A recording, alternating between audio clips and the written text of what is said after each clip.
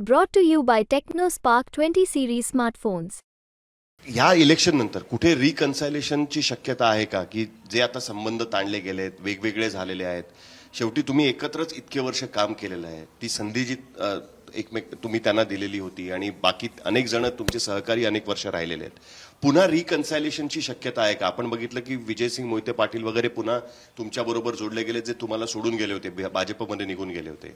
निलेश लंके जे सोडून गेले होते ते तुमच्याबरोबर परत आले. हीच शक्यता अजितदादा किंवा दिलीप वळसे पाटील किंवा प्रफुल्ल पटेल यांच्याबरोबर ही गोष्ट होऊ शकते. ज्यांना पक्षाने अतिशय संधी दिली, प्रतिष्ठा दिली आणि ते लोक पक्षाच्या आयडिओलॉजी आणि या सगळ्या सोडून गेले.